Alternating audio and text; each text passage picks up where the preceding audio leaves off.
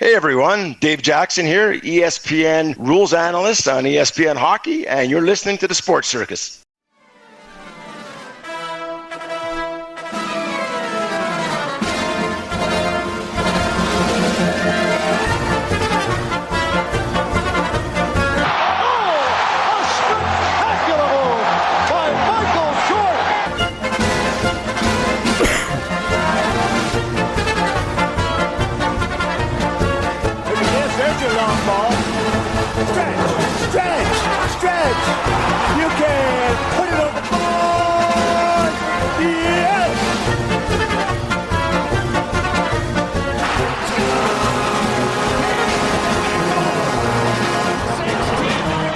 Welcome to the Sports Circus. I'm your Ringmaster Sal, live from Las Vegas in the AMP TV studio, AAMP TV. Today's show is brought to you by uppercutchops.com. Check out their tasty selection of all-natural, dry-aged USDA Prime Angus and Wagyu steaks and chops. Wait till you try their best-in-class New York steaks, the filet mignons, and of course the king of all those massive cowboy cut and tomahawk cut USDA Prime Wagyu ribeyes. Wow. I have to say it slow because they're exciting. And you want to chew through it slow because they're so big and ridiculously tasty. Wait till you try those USDA Prime Wagyu and Angus burgers as well. Yeah. Oh, yeah. The half pounders. They're amazing. Anyway, give them a call. 702-799-9935. uppercutchops.com. 702-799-9935. Find out what's for dinner. Or again, check them out at uppercutchops.com. An astounding round of applause for them and all of our CBS, NBC, and Fox Sports affiliates from coast to coast, from Honolulu all the way to Southwest Florida, all of our independents. Yes, we're everywhere. And Cox, Comcast, Spectrum, Frontier, Time Warner, Wow, Cable, and Hotel TV from coast to coast in every Nielsen-rated market, gaining over 4 million impressions per hour. And we're here today with Emma Bratt, who is our intern from Illinois State University. Emma, say hello. Hi. What else do you have for us besides hi? I'm from Illinois State University, and I am a broadcast journalism intern this summer for the Sports Circus. All right. That's good stuff. Hey, Emma, today we are joined by a very special guest. In fact, let's let him introduce himself. Hi, everyone. Dave Jackson, former NHL referee. 32 years with the NHL, a little bit of supervising, and now you're rule analyst on ESPN Hockey. A lot of times they call me a rule expert, but I hate that. Too much pressure on me. So I like being called a rules analyst. And I'm not a referee analyst. The play-by-play guys, the color guys can analyze the referees. I explain the rules. All right, that's good stuff. Oh, by the way, it appears also that he plays guitar, too. Maybe he'll talk about those at some point during the show. Dave, thanks for joining us today. So without time-stamping the show, right, because we don't really want to time-stamp it, we already know that we have a brand new Stanley Cup champion in the Vegas Golden Knights. Yes! But of course, that would be Chance, the mascot, the Gila monster, arguably the coolest one in the business. So, Dave, I have to ask you right from the top, because this is driving me crazy. I was watching, I believe it was Game 4. In Game 4, during this game, I saw a mad scramble in front of the net, in front of the Golden Knights net.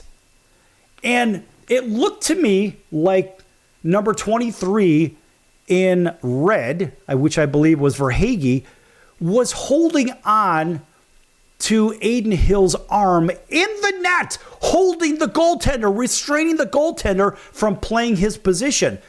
Am I the only one that saw that? I certainly can't be.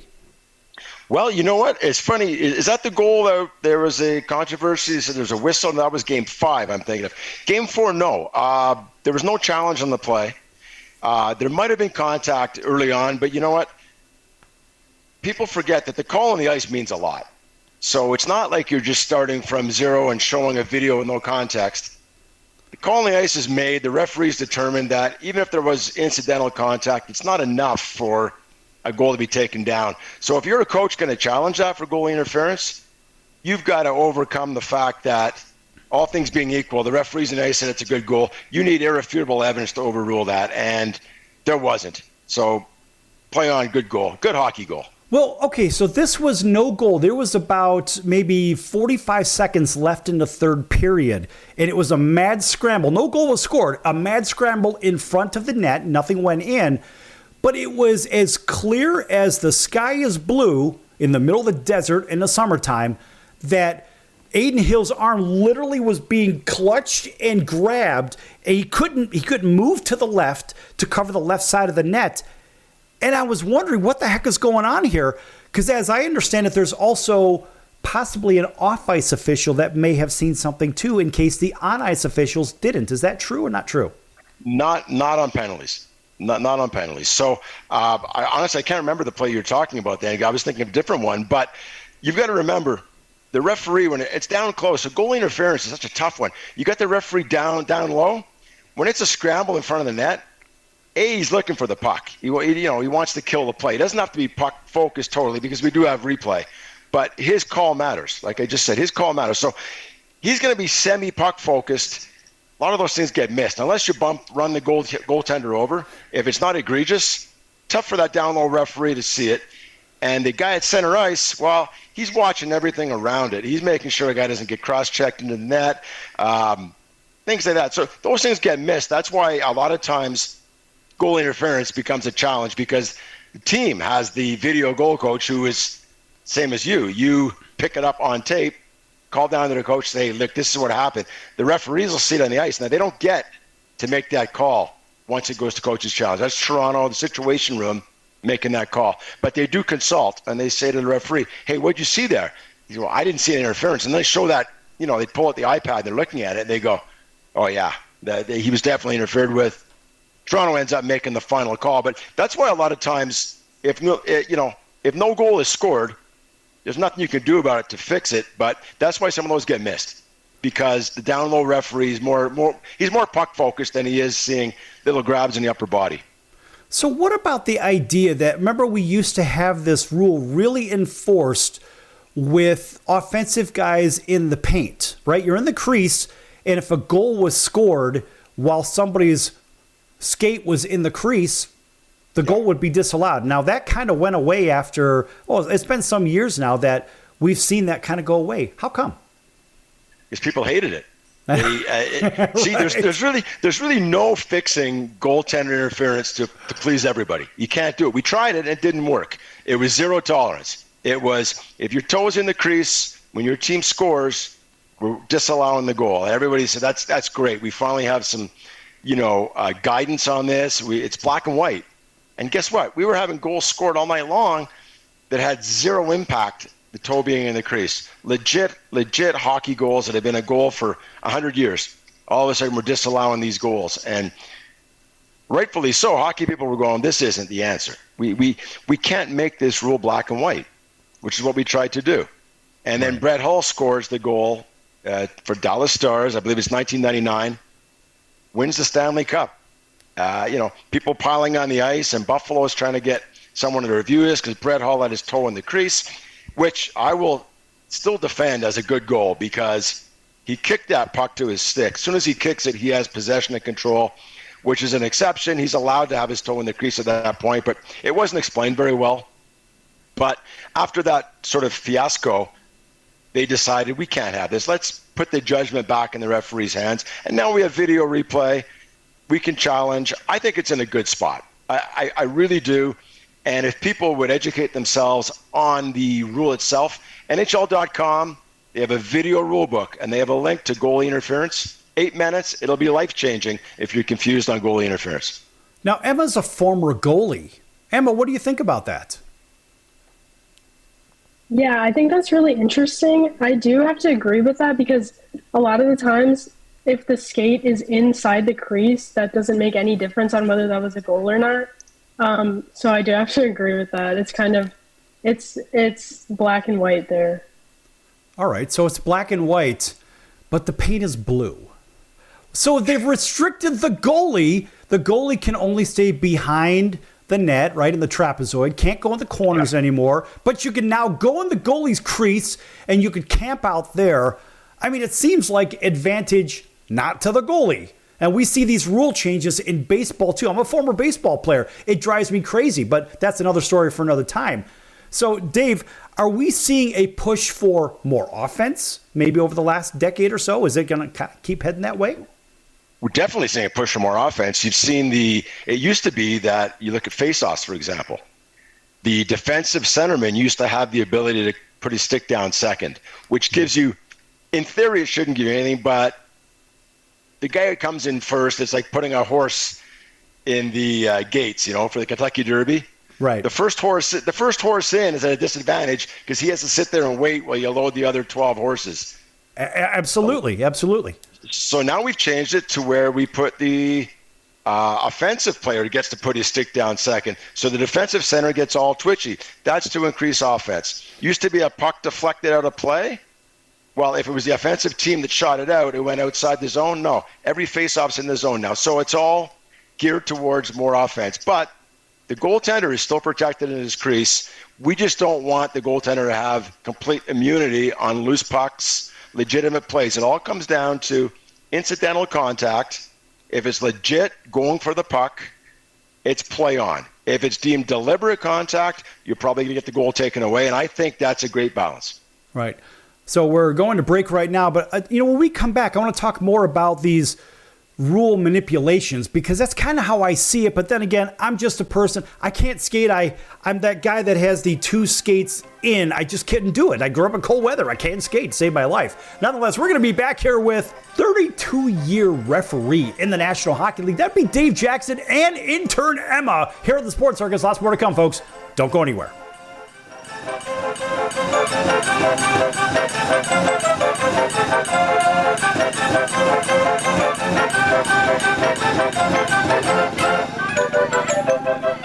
Attention business owners, you and your customers are listening to this right now. Face it, every business needs customers, even yours. The Sports Circus is a primetime nationally syndicated program that's carried on ABC, NBC, CNBC, and Westwood One News affiliates, plus CBS, Fox, and NBC sports affiliates across North America with coverage from Hawaii to New York. Also, the Sports Circus is available to the 180 million subscribers on iHeartRadio, and the Sports Circus gets about 4 million website visitors per month, which could click through your website and bring sales. The Sports Circus provides great content featuring celebrity guests from sports and entertainment to our audience every weekday, which your company could greatly benefit from by increasing your visibility, foot traffic, eyeballs to your website, and calls from potential customers. Call us right now at 702-799-9935. Again, 702-799-9935. Or email us at info@thesportscircus.com. That's info@thesportscircus.com. Drive your sales today by advertising with the Sports Circus. AMP, the multi-format network, is here to help create, produce, distribute, and sell your content. For more information, send a message to info@aamp.tv. That's info@aamp.tv. Are you a small business owner or pursuing the dream of starting your own company? Do you know where to start or how to grow that existing business? The American Business Trust Company has the answers you need. The American Business Trust Company can help you with startup capital, business strategy, sales and marketing, and establishing your company with a physical location or on the internet. You decide. You bring the idea, the American Business Trust Company can help with the rest. For a free evaluation, you may visit them online at abtrustco.com. That's abtrustco.com, or call them at 657-600-1876. That's the American Business Trust Company, 657-600-1876. Call them today. They can help your business right away.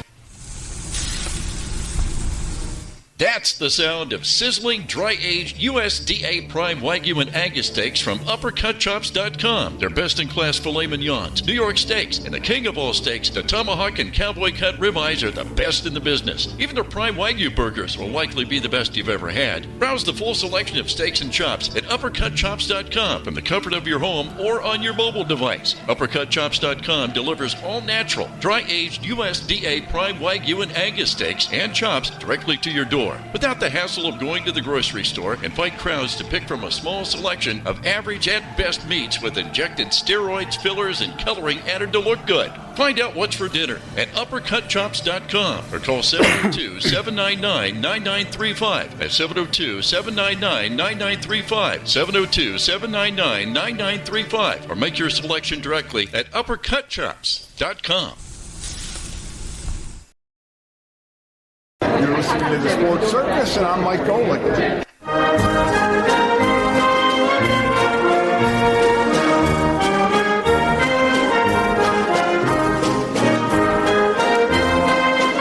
Welcome back to the Sports Circus. I'm Roy Firestone. Now it's time to throw it back to Sal.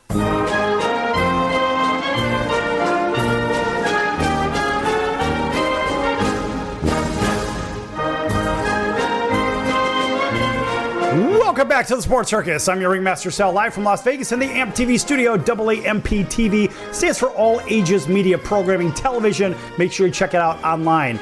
This segment brought to you in part by The Sports Circus. Make sure you check out thesportscircus.com for our upcoming guests, our prior guests, our recorded shows, which are our podcast. Of course, we don't do a podcast like 2 million other people. We actually do a real television and radio show that happens to live stream as well. Anyway, you can check out all of our recorded shows in full at Spotify, iHeartRadio, Google, Apple, Amazon, Audible. We're everywhere you can't get away from us. Also, make sure you go to the partners page and check out some of our partners. One of those is the College of Southern Nevada Athletics, csncoyotes.com for upcoming games and events. That's csncoyotes.com for the College of Southern Nevada Athletics. All right, back here in Las Vegas in the AMP TV studio. Welcome into everybody on CBS Sports 1500 KHKA over in Honolulu, all the way over to WDJY 99.1 FM in Atlanta, WAUD, home of the Atlanta Braves over in Auburn, Alabama, covering Montgomery and Columbus, Georgia. Big hello to everybody right here in Las Vegas. KJPT, Jackpot Radio, and KVGK. Imagine that. KVGK Radio right here in Las Vegas, 97.9. Nice round of applause for them. And everybody else, WBGY, of course, Southwest Florida. And that is just one of many. Cox, Comcast, Spectrum, Frontier, Time Warner, Wall Cable Television, and Hotel TV. Back here with Dave Jackson, referee from the NHL for about 32 years. Pretty good guitar player, as I understand it as well. We're going to hear about that in just a moment. And intern Emma Brott from Illinois State University. And Dave, where do we leave off in the last segment? I think you were talking about goalie interference and how goalies have no rights. And we're trying to just infringe on their space and create more scoring. Okay, I agree. We're trying to create more scoring, but goalies have rights, and people just don't seem to understand what those rights are. Okay, so Dave, when you played a minute ago, what position did you play? Where'd you play on the ice? Well, I was a defenseman growing up, and I'm a fairly big guy now, but so I'm about 6'4", 220. And when I was playing hockey, when I was midget-aged, I was a decent skater, but I wasn't that brave. And I was a defenseman, but I was 5'10", 160 pounds. So I wasn't getting many looks from scouts, and I wasn't very brave. So I took a lot of cross-checking penalties, a lot of high-stakes self-defense penalties, but even then I got battered around. So now I play men's league hockey, and I'm a forward because nobody back checks in men's league. It's up to us and the goaltenders to protect the fort and get the puck up to the forward. So I decided I'm going to be one of those forwards. Just get me the puck. Okay. All right. So it's kind of like just give me the damn ball, like Keyshawn used to say in football, right? And so here Emma's a former goalie. And so here you are protecting the goalie, protecting anything in that area. And what did you find that was the most disturbing thing that goalies would do just to drive you crazy from trying to do your job? Well, we still have that in men's league hockey. We have goaltenders that try and coach and tell you who to cover. And I mean, like, dude, who to cover? I'm 58 years old. I'm not covering anybody. I'm getting over at the far blue line so you can get me the puck. Right. But yeah, I think goaltenders that worry more about what their defensemen are doing than actually doing their own job was what used to frustrate me. Emma, what do you think about that? What drove you crazy about the defenseman in front of you? I feel like I had a really good relationship with my defensemen. I was never critical of them. I didn't really tell them what to do. I'm not even lying, but yeah. Okay, don't give me the political answer.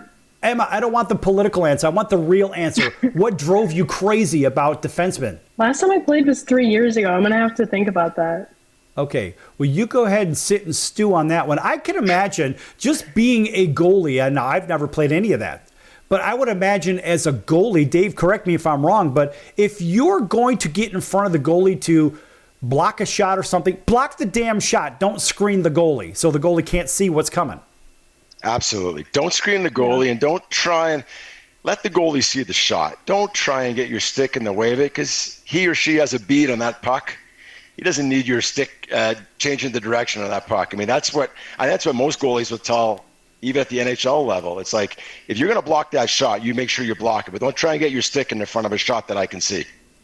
Okay, so talk to me about the pain factor of blocking a shot. Well, you're asking the wrong guy, because I made a point of I'm never really good at math, but good at angles. And I knew how to make it look like I was blocking a shot without the puck ever having a chance of hitting me. So, really? Yeah. I mean, I had crappy equipment growing up. I mean, and like I said, I knew I was never going to play pro. So why would I want to block a shot? So you're asking the wrong guy how to block a shot. And in men's league hockey, I mean, when I see someone winding up, I'm doing the, what do they call it, the stork or whatever. I'm on one skate. I got 1 foot up in the air, hands near my face. I want no part of blocking a shot, because I'll tell you, as a referee, our equipment's nowhere near what players are wearing. And we're out there on the ice, NHL players firing that puck 100 miles an hour. That puck hurts. I mean, forget about getting hit in the head or face. I mean, that could kill you. But just getting hit anywhere, in the thigh, in the ribs, in the elbow. I mean, I remember getting hit once in Long Island. Up along the boards, the guy tried to ice the puck for he was killing a penalty. Got me right in the elbow, right in the funny bone. And I dropped to one knee, killed the play, because I knew, and there was one referee then. So I knew I'm out of commission for a sec. So I killed the play, and I went over to right away to the Islanders bench, and it must have been a look on my face, because they scattered. They thought I was going to be sick. And yeah, I leaned over the boards. I was fine, but I mean, that puck hurts. I mean, it really hurts. And I'm sure Emma can tell you, even wearing goaltender equipment, you get hit in the right spot, and it's debilitating. All right, so let me ask you this. As you're sort of straddling the blue line, right, and somebody rings it around, and let's just say they're dumping it in, and it comes around so hard and it hits your skate, have you ever literally been knocked off of your skates because somebody dumped it in, and they just dumped it in so hard it hit your skate and actually threw you off balance? Did it take you down? Yes and no. It did not take me down because of the force, but with the new skate blades the way they are, they clip in and out. The steel clips in and out. I've been hit so hard in the skate blade that it's popped the metal out of the holder. No kidding. And obviously you have to kill the play then, because you can't skate on one skate. But the funniest thing I find is when you're standing still as a referee, and you're usually in pretty good position, knowing that you're giving the boards to wrap around behind you, or you're deep enough they can go off the boards and out, and they end up hitting you. And they yell at you, get the heck out of the way. And my first, comment on that is that, listen, dude, if I was wearing an other team's color sweater, that puck wouldn't have come anywhere near me. You would have known that I can't even chance putting this puck within 3 feet of there. But because I'm not a player, I'm a referee on stripes, they think I'm somehow going to, matrix and move and get the puck through me. I mean, dude, I'm standing still. That's on you. Right. And if you think I want to get hit with that puck, it hurts like heck. Your question, Emma. Okay, well, I had a more general question about your experience reffing in the NHL. So I was wondering, since the playoffs just happened, I was wondering about your experience with the backlash and the intensity and everything that is just so much more intense during the playoffs versus the regular season. And I was wondering how your experience was different, and maybe what you prepared for differently reffing the NHL playoffs versus the regular season.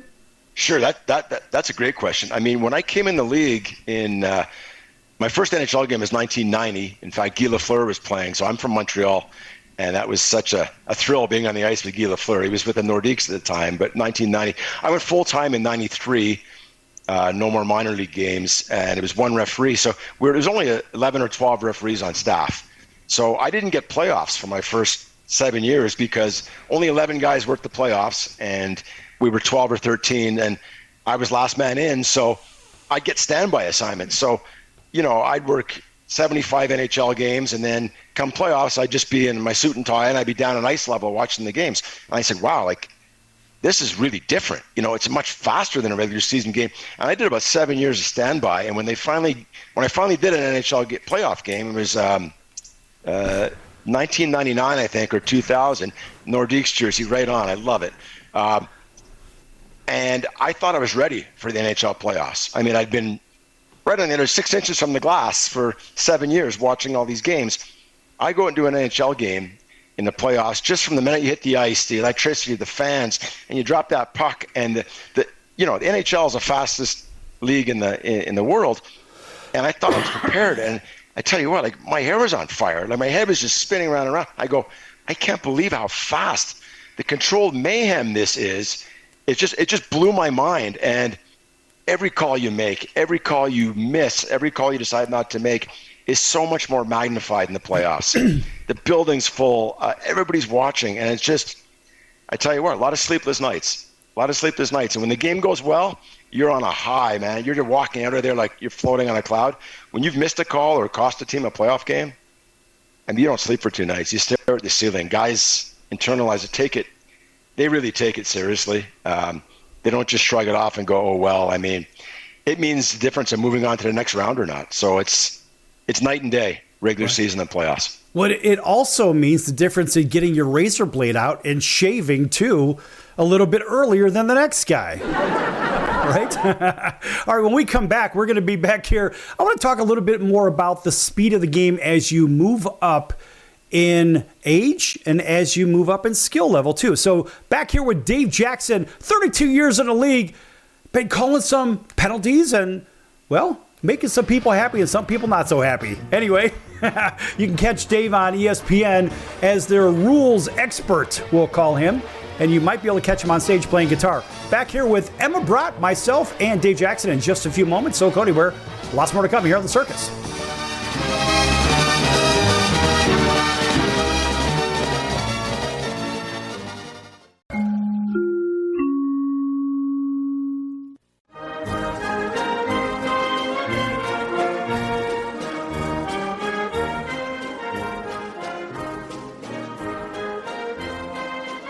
Welcome back to the Sports Circus. I'm Roy Firestone. Now it's time to throw it back to Sal.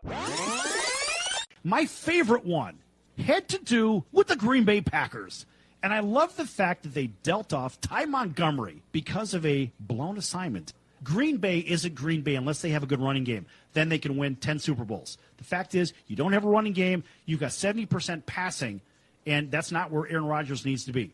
He needs to be in a position where he's got a running game to offset the passing game and so forth. I like the move. Green Bay didn't have a running game anyway, so all they're doing is saying, we're going to get rid of you because you don't follow instructions. Well, he made one of the most boneheaded plays I've ever seen. There's 2 minutes and 5 seconds on the clock. They traded him on Tuesday. They should have cut him on Sunday night. He shouldn't have been on the plane back to Green Bay. Right, they should have made him walk back to Green Bay. No, it was a terrible play. Now, he's not a stupid guy. He went to Stanford. He's not a dumb guy. He's not a dumb guy, but he doesn't follow instructions. He made a terrible play. The fact is he didn't follow instructions. And you say he's not a dumb guy. His own agenda he put ahead of his team. I agree. Thus, he is a dumb guy. Right or wrong? Wrong. He just got selfish. You're not going to convince me that a guy from Stanford's a dum-dum. No!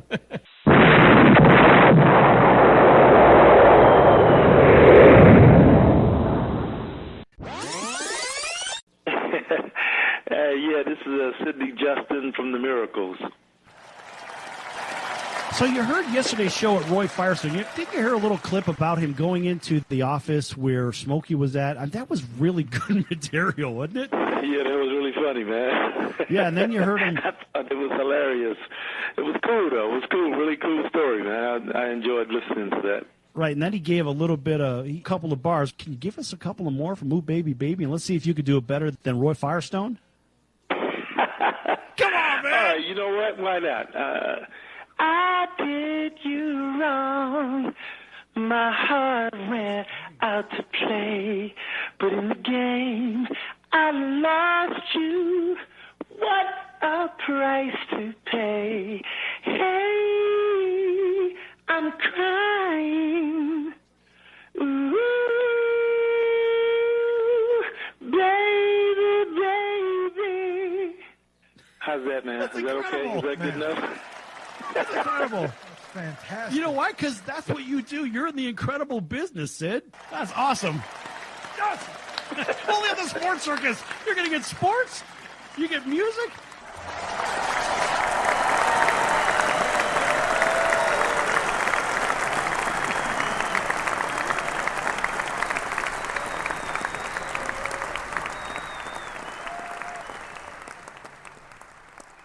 Hey everybody, this is Barry Katz from the Industry Standard Podcast, and you're listening to the Sports Circus with Sal Tuzzolino.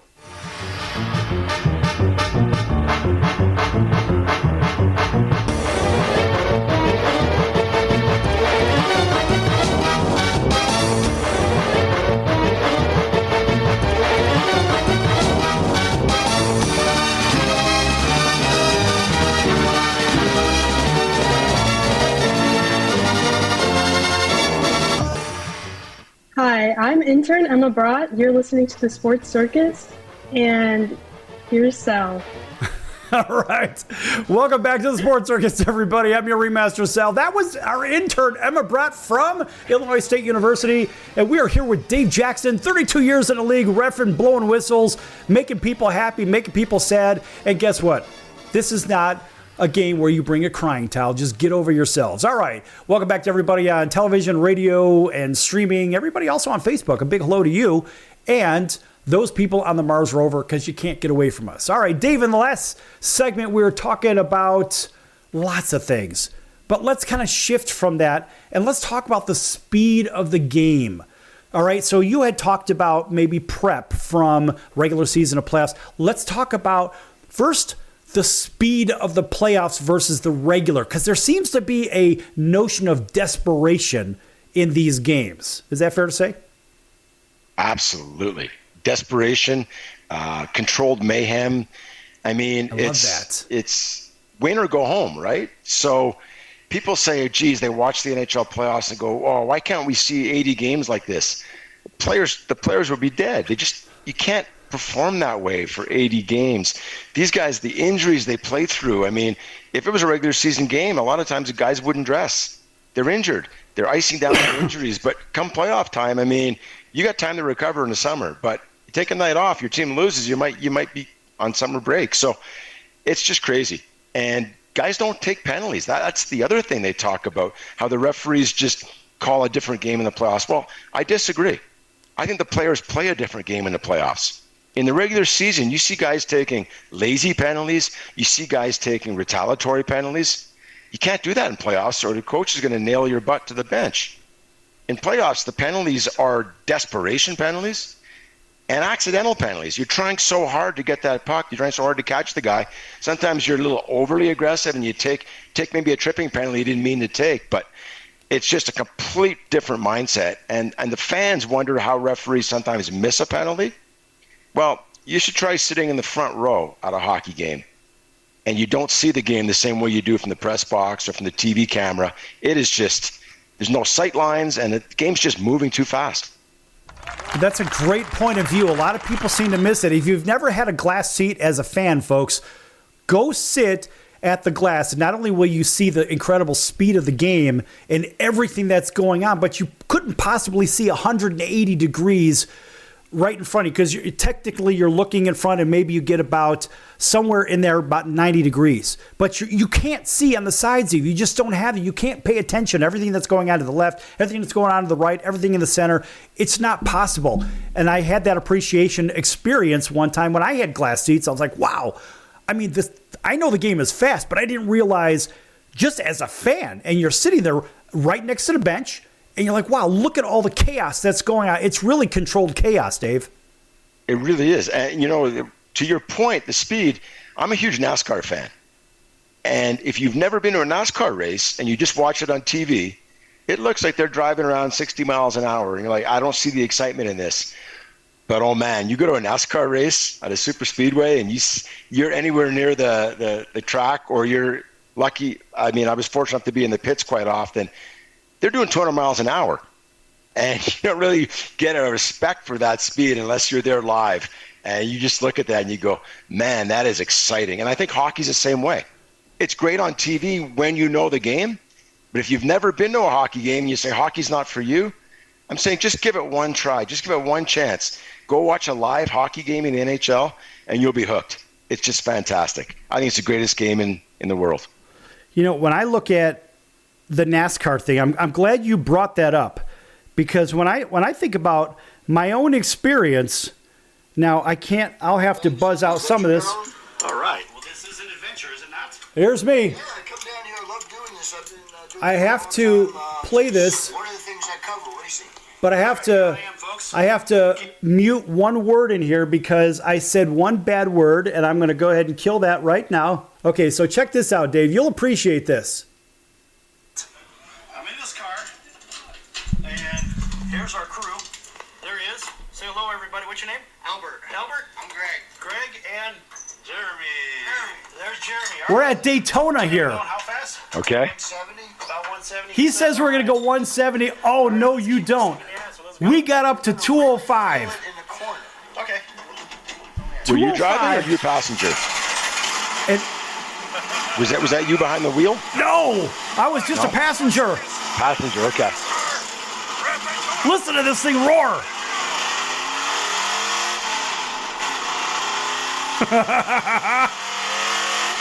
I'm jealous because I'm addicted to NASCAR. I love it. Well, you know what, Dave? There's one funny scene in here. I'm going to get to it, but the experience of being in one of those cars, folks, if you've never done this, it is something really, truly special, because it's not often that you get a chance to not only experience these things up close, but to be a part of something where if you don't understand it, you have this point of view like, oh, yeah, they're doing maybe 60, like you said. But when you're literally going 200 around these corners and you're getting sucked out the window because the G's are incredible, what a crazy experience. And for all those people that are watching, you can kind of see what the screen was showing. Look at what?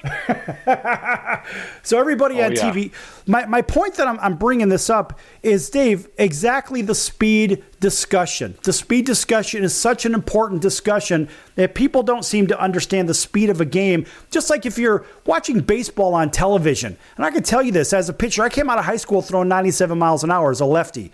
And I kid you not, until you see it up close and you're in the box and you can hear that ball sizzle by your head, you don't realize the rate and the fact that ball's curving, doing all kind of crazy things. So to your point, the speed is a really big deal. It really is, whether it's racing, baseball, hockey, and the players. I mean, let's say guys who've never played hockey wonder how a guy can make that play. You don't realize, I mean, all these beer league hockey players are saying, well, you know, I could make that play. No, you can't, because these NHL players literally sometimes have half a second to receive that puck and dish it. They can't take that puck and decide where they're going to go with it next. They need to know where they're going with that puck before they even get it. And that's what makes them NHLers. And that's the biggest difference. There's a lot of fast skaters in the American Hockey League. They don't move the puck as fast as the NHL players. Well, it's funny you mentioned beer league hockey. So I was trying to help out my nephew one time, and he's a pretty good hockey player, right? He's a first he was a winger, then he went to defense. And so I didn't really know how I could help this guy. So I called up George and see if George can maybe point him in the right direction. And George had mentioned something about beer league hockey. And then I called Devo and I said, hey, Devo, what do you think about the situation? He said, you may want to have your nephew check out the beer league hockey up in Canada because it's better than most of the American hockey that we see over here. It's a pretty true statement, isn't it? Because beer league hockey is still a pretty big deal. I mean, I think if you go to places like Minnesota or Michigan or Massachusetts, there's some pretty darn good beer league hockey there too. There's a lot of good hockey players. What is beer league hockey? It's just, I mean, guys that keep playing hockey that are our age, but somebody's got to bring the beer for the locker room afterwards because, you know, you're not going to play at 10 in the morning. You're going to play they're usually late night games. You know, you get the kids play the hockey from 5 till 8 till 9. And then the adults get the rinks, usually around 10 o'clock, 9 o'clock. And if you're going to give up a night at home to go play hockey, it's usually to have beers at after the fact in the locker room with the guys. And you talk to any NHL player, any NHL referee, do I miss refereeing? Not really. I don't miss the actual pressure of being yelled at, of being right, being wrong, or stressing with the game. But I really miss hanging out with the guys I used to work with before and after the games, and just, sometimes having a cold beer and talking hockey. I mean, that's the camaraderie. And that's what I think is common amongst all ex-athletes, is they don't necessarily miss playing the game. They miss the camaraderie. Yeah, that's a really big deal. And, Emma, you've been out of hockey for a few years. Don't you kind of miss being around everybody and doing what you did all the time? Yeah, I definitely do. There actually was not a women's league until just this year, and I haven't played for 2.5 years now, so I'm not going to join. But I have joined intramural softball and other intramural teams at my school, and I really like that, but it can never amount to actually playing on a hockey team the way that I did in high school. I really miss it. Dave, maybe we might have to get her to put those pads on again and just maybe join a bear league and play a little bear league hockey. What do you think, huh? Well, I think she should, but I also think, like most goalers, I know a lot of ex-NHL goalies, and they all play beer league hockey, and not one of them's a goaltender. They say, screw that. They were good enough skaters that they just put the players' equipment on, and they hang up at the far blue line like I do. Just get the puck up to me, because I'm not, you basically, when you play men's league hockey as a goaltender, you're a target is what you are. You're just there for guys to shoot at, and you better stop the puck because no one's helping you. No one's blocking shots. No one's doing anything. So it's thankless. I wonder if a terrible skater like me, because I am a bad skater. I wonder if a terrible skater like me could maybe play goalie. But then again, I wouldn't be able to move as fast, and I'm certainly not flexible. No butterfly for this guy. No, the only thing I think of is butterfly, maybe butterfly chicken or butterfly shrimp, on the barbecue or something like that. Anyway, folks, we're going to be back here in our final segment with Dave Jackson. 32 years in the league as an official in the National Hockey League. And, of course, Emma Brett, our intern from Illinois State University, back here in a few minutes on the Sports Circus. Don't go anywhere.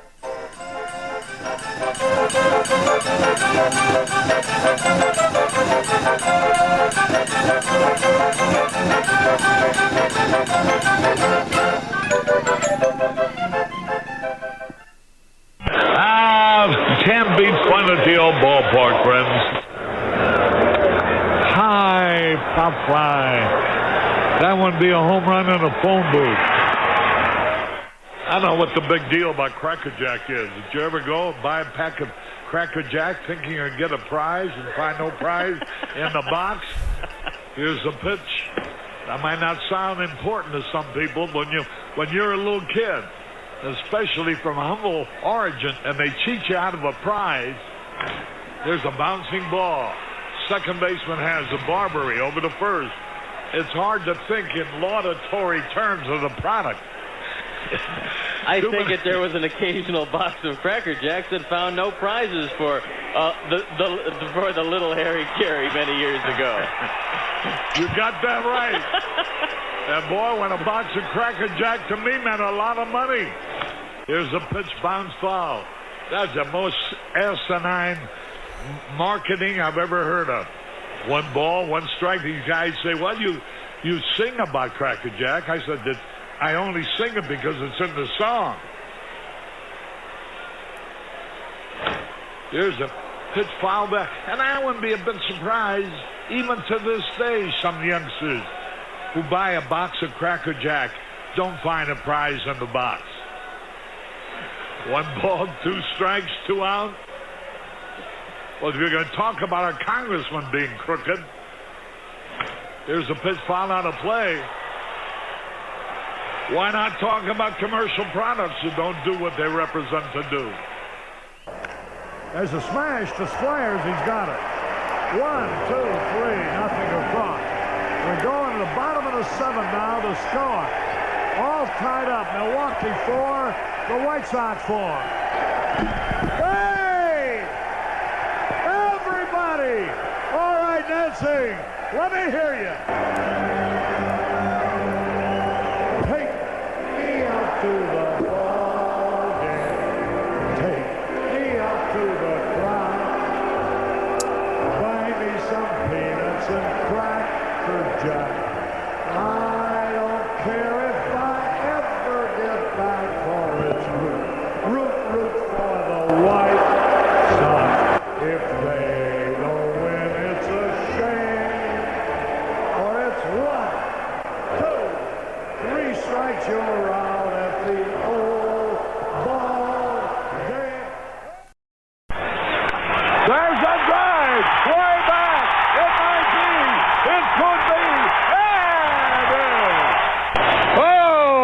cow. This crowd is wild. Quiet, numbskulls. I'm broadcasting.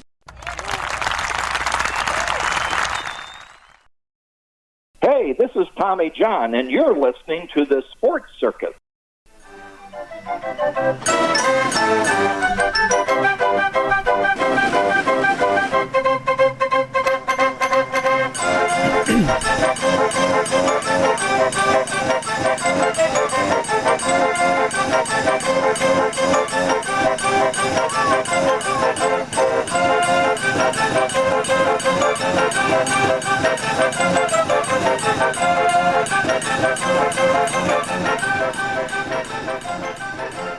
Welcome back to the Sports Circus. I'm your Ringmaster Sal, live from Las Vegas in the AMP TV studio, AAMP TV. Folks, again, make sure you check out thesportscircus.com for our upcoming guests, our prior guests, our recorded shows, and our partners as well. Lots of partners on that page. Check them out. They're all over the place. If you're in Chicago, check out Al's Beef at 1079 West Taylor. Or go to alsbeef.com for a real Italian beef sandwich. Not a Philly cheesesteak, an Italian beef sandwich. Great stuff. I get paid nothing for saying this. I just like it because those are our friends, and we always give them an astounding round of applause. Yes! And we're here with Dave Jackson, 32 years in the league as a referee in the National Hockey League, and Emma Brott, our intern from Illinois State University. Dave, when's the last time you've been in Chicago? I was there this year. My youngest son, Ryan, who's 28, got signed to a minor league deal with the NHL as a linesman. He played college hockey, went on to play a couple of years of minor pro hockey, decided he wasn't going to make it as a player, so he attended the NHL's officiating combine in Buffalo, New York, a couple of years back, and they placed him in the American League and liked what they saw after a year, and they signed him to a contract, and then he did his first NHL game in Chicago, October 30th of this season. And it was great being back, great being in Chicago Stadium, great seeing the guys he worked with who were all former co-workers of mine. You know, Wes McCauley was on the game, and it was a great time. It was fun for me to be back in Chicago and back in the rink. All right, that's great stuff. All right, Emma, your question. Okay, so you just talked about being in Chicago. Growing up, I had season tickets to the United Center, and that's actually the only arena that I've ever watched a hockey game in. So I was wondering, what's your favorite arena that you've ever reffed at, maybe been to a game at, and what the atmosphere is like? Well, I'm not pandering to the Chicago crowd right now, but the original Chicago Stadium that I was fortunate enough to work in was indescribable as far as the beauty inside and the big pipe organ, but the national anthem. And everybody talks about the anthem in the United Center, which is great. It's the best in the league, but it doesn't even come close, in my opinion, to the original Chicago Stadium. And they prepared me for it. I thought I was ready for it. And I was out there at center ice, and it starts. And I got benefit of two anthems. They played the Canadian anthem, the first was Canadian. I think Edmonton was playing. And then they played the American anthem. And the crowd started yelling, immediately. And then it just kept getting louder and louder. It got to the point where if you've ever been to an air show and those fighter jets come roaring over your head and the ground starts to shake, that was the feeling that I got in Chicago State. And I'll even admit I had a couple of tears streaming down my cheek because I became so emotional. It was incredible. So that's probably number one. Being a kid from Montreal, being able to referee in the Montreal Forum, where I grew up going to watch games, was pretty special. And I'm going to say Madison Square Garden because you're in Manhattan. You feel like Frank Sinatra when you're there. So those are probably my top three. Okay, so who had the best food out of all these stadiums? Because you got to eat something while you're there. Who had the best food and who has the worst food? We won't tell anybody. It's okay. I can't answer that for you because we come in the back loading dock, go to the referee's room, and we split after the game. I don't think I've ever eaten on the concourse at any rink, except Montreal. They got the best hot dogs. Best hot dogs in the league. And you ask any NHL, they'll tell you that. Really? They'll tell you, Montreal's got the best hot dogs. So special kind of buns. It's almost like bread. Yeah. It's got like a little crust of bread, and then they butter them lightly, and then they grill them.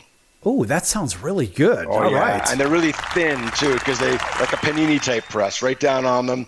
So you could eat 6 Montreal hot dogs and not even, throw them in your mouth like peanuts. That's good stuff. All right, Emma. Oh, another question? Yeah. That's why you're here, right? It's live. Listen, folks, first of all, we don't edit this program. It's out there. Whatever is out there is out there.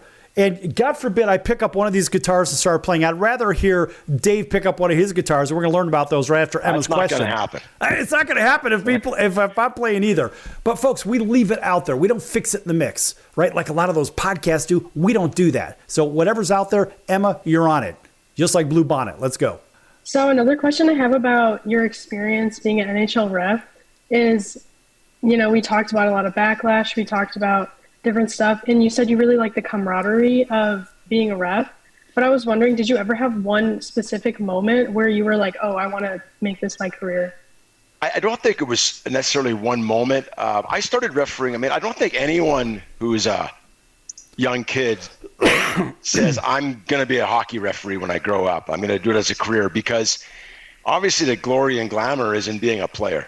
And I grew up in Montreal. The Montreal Canadiens in the 70s were winning the cup.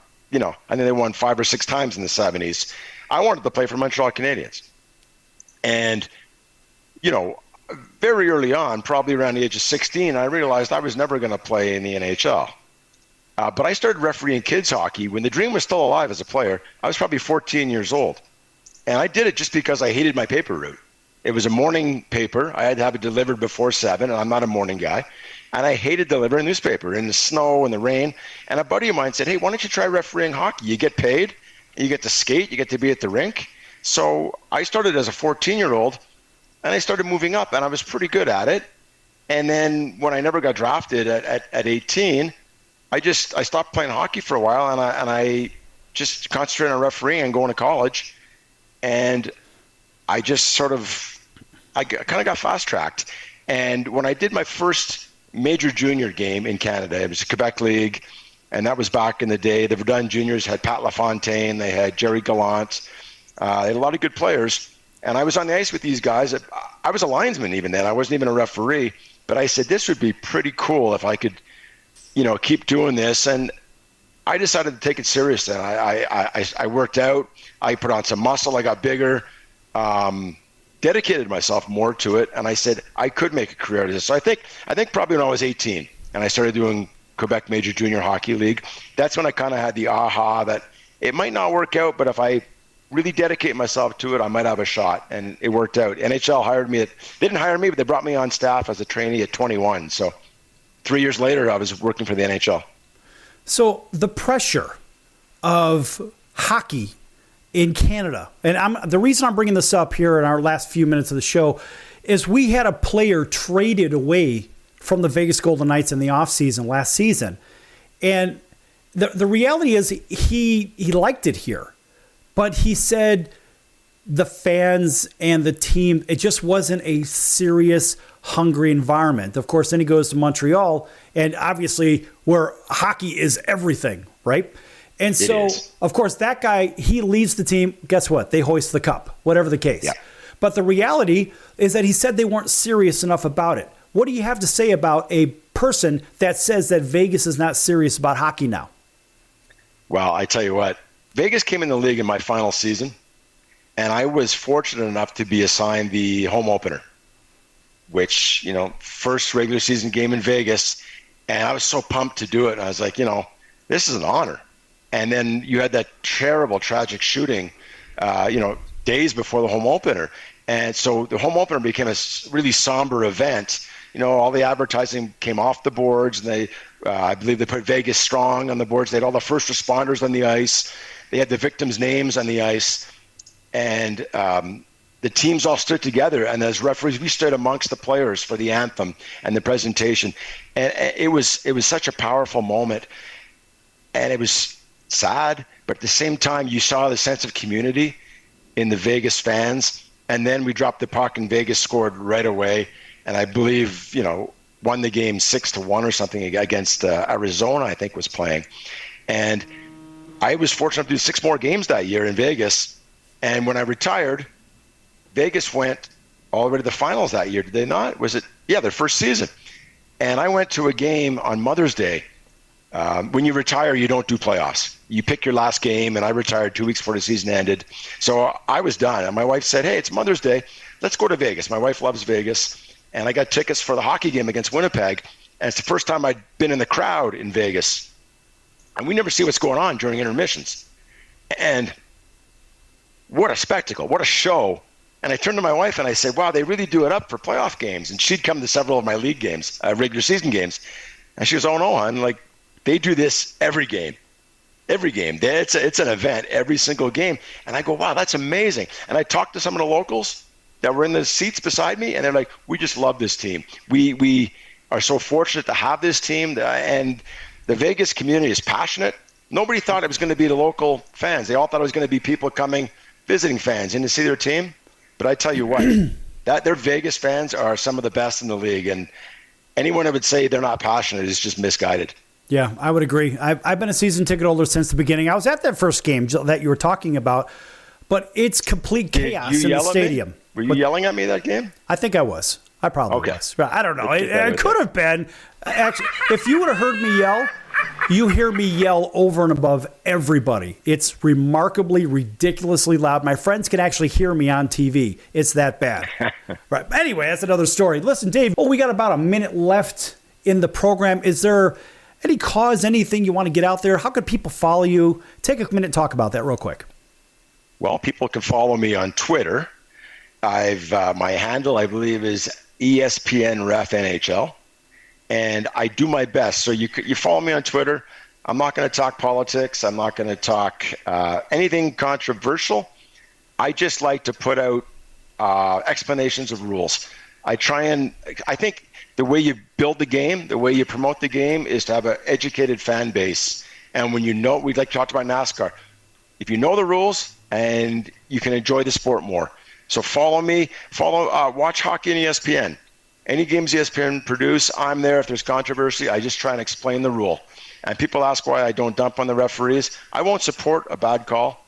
I'll say maybe they would have liked that call back, but I'm not going to pile on. But I will certainly explain why they made the call, even maybe why they missed the call, and what the parameters are, what they're looking at in Toronto to get this call right. So, you know what? Hockey's a great game, and if I can help explain it, make it a little easier to understand, and that's what I'm going to try and do.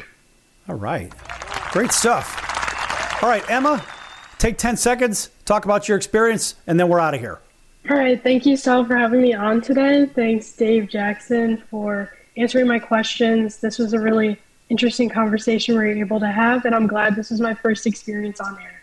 All right, that's good stuff. Of course, we give Emma a round of applause as well. So, folks, we're going to be back here on your favorite station in about 23 hours. Lots more to come here on a day-by-day basis. Again, remember, you can't get away from us. Radio, TV, streaming, we're everywhere. Make sure you like, subscribe, and follow. That's going to do it for today's show, and we'll see you next time right here on your favorite station. Until then, so long, everyone.